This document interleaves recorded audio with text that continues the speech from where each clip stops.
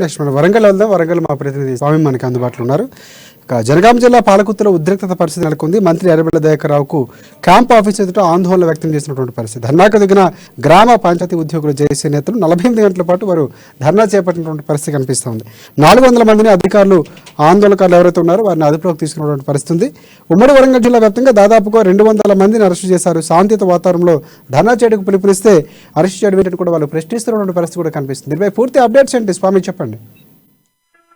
Good evening Rajasekhar. మొత్తానికైతే ఉమ్మడి వరంగల్ జిల్లా వ్యాప్తంగా జీతాల కొరకు కడుపు చాలక జీపీ గ్రామ పంచాయతీలో పనిచేసే కాంట్రాక్ట్ ఉద్యోగులే కావచ్చు వారికి జీతాలు పెంచమని చెప్పి కూడా ప్రభుత్వాన్ని పలుమార్లు మొరపెట్టుకుంటూ కూడా గత నెల రోజుల పాటు కూడా జీపీ ధర్నాను సార్వత్రిక సమ్మెను కూడా నిర్వహించడం జరుగుతుంది. మొత్తానికైతే ఇవాళ శీతాకాల సమావేశం అసెంబ్లీ సెషన్ సాక్షిగా కూడా ఇవాళ పాలకుర్తి జన్మ జిల్లా పాలకుర్తి మన మంత్రి ఎర్రబెల్లి దయాకర్ రావు క్యాంప్ ఆఫీసును ముట్టడించడానికి కూడా ఆ స్థానిక మండల జేఏసీ మాత్రము కార్మిక సంఘాల జేఏసీ పిలుపు మేరకు కూడా 48 గంటల పాటు ఆ ధర్నా నిర్వహించాలని చెప్పి కూడా పిలుపునిచ్చినప్పటికీ కూడా అక్కడ ఏసీపీ సీతారాం తో పాటు కూడా ఏసీపీ సురేష్ తో పాటు కూడా సిఐ విశ్వేశ్వర్ తో కూడా మొత్తం భారీ బందోబస్తు వివిధ మండలాల నుంచి ఎస్ఐలతో పాటు కూడా 150 మంది పోలీసు బందోబస్తు ఏర్పరిచి కూడా ఎక్కడికక్కడికి వాళ్ళని పోలీసులు అదుపులోకి తీసుకునే సమాచారం అవుతుంది. మొత్తానికైతే అది ఏమైనప్పటికీ కూడా అక్కడ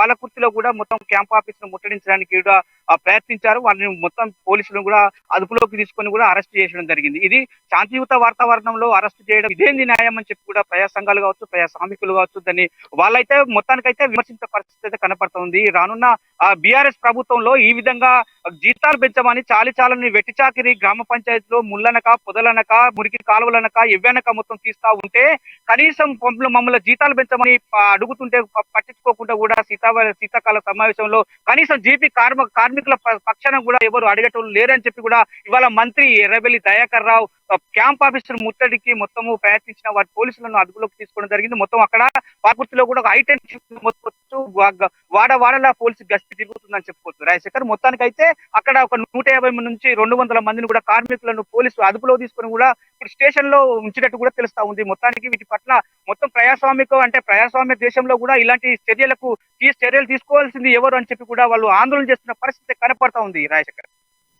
రైట్. ఇంకోటి ప్రధానంగా స్వామి కొట్లాడి తెచ్చుకున్న తెలంగాణ రాష్ట్రంలో ఎంతో కష్టపడి ఉద్యమాలు చేసి సాధించినటువంటి తెలంగాణలో ఉద్యమాలు చేస్తున్నటువంటి పరిస్థితి ఉద్యోగులు ప్రధానంగా వారికి రావాల్సిన హక్కులన్నీ వస్తాయనుకున్న నేపథ్యంలో ఇక్కడ కూడా గ్రామ పంచాయతీ ఉద్యోగులు అంటే ఒక్కొక్క వరుసగా అన్ని ఉద్యోగ శాఖలకు సంబంధించి కూడా వరుసగా బీఆర్ఎస్ ప్రభుత్వంపై వారి యొక్క డిమాండ్లతో నిరసనలు వ్యక్తం చేస్తున్నటువంటి పరిస్థితి. గ్రామ పంచాయతీ ఉద్యోగులు ఇక్కడ సంబంధించినటువంటి ప్రధాన డిమాండ్లు ఏంటి, వారు ఎలాంటి డిమాండ్లతో ధర్నా చేసినటువంటి పరిస్థితి కనిపిస్తుంది? వాళ్ళు అంటే ఇప్పుడు ప్రస్తుతానికైతే జీపీ కార్యాలయంలో పనిచేస్తున్న మొత్తానికైతే కాంట్రాక్ట్ బేసిక్ లో ప్రాతిపదికన వాళ్ళకు కనీసం 9,500 రూపాయలు మాత్రమే ప్రస్తుతానికి చెల్లిస్తున్న పరిస్థితి కనబడతా ఉంది. కానీ మొత్తానికైతే వాటి అంటే కాంట్రాక్ట్ రెగ్యులర్ చేయాలి, జీతాలు పెంచాలని కూడా వాళ్ళ డిమాండ్ తోని కూడా వాళ్ళకు ఉద్యోగ వృత్తి కల్పించాలి, ప్రమాణ షరతు కూడా బీమా కల్పించాలని చెప్పి కూడా జీపీ అంటే గ్రామ పంచాయతీ కార్మికులు మొత్తం గత నెల రోజుల నుంచి ధర్నాను సార్వత్రిక సమ్మెను మొదలైతే ఇప్పటి వరకు కూడా చేస్తున్న నేపథ్యం కనపడుతుంది. శీతాకాల సమావేశంలో కనీసం కార్మికుల పక్షాన కొట్లాడి తెచ్చుకున్న తెలంగాణలో కూడా మంత్రి ఎర్రబెల్లి దయాకర్ రావు కావచ్చు, సత్యవతి రాథోడ్ కావచ్చు, ఎమ్మెల్యేలు కావచ్చు, కానీ మా గురించి చెప్తారేమో అని కూడా పోరాటాన్ని ఉధృతం చేసినా కానీ దాన్ని అణచివేయడానికే ప్రయత్నిస్తున్నారని చెప్పి కూడా ఇది బంగారు తెలంగాణ, భవిష్యత్తులో నాశనమయ్యే తెలంగాణ అని చెప్పి కూడా కార్మికులైతే అంటున్న పరిస్థితి అయితే కనపడతా ఉంది. మొత్తాన్ని చూసుకుంటే పోలీసులు బూట్ల చప్పులతోని కూడా పాలకుర్తి పల్లెట కూడా చెల్లడ పట్టినట్టు కూడా కనపడతా ఉంది. అక్కడ మాత్రము అడుగడుగున్న స్వామి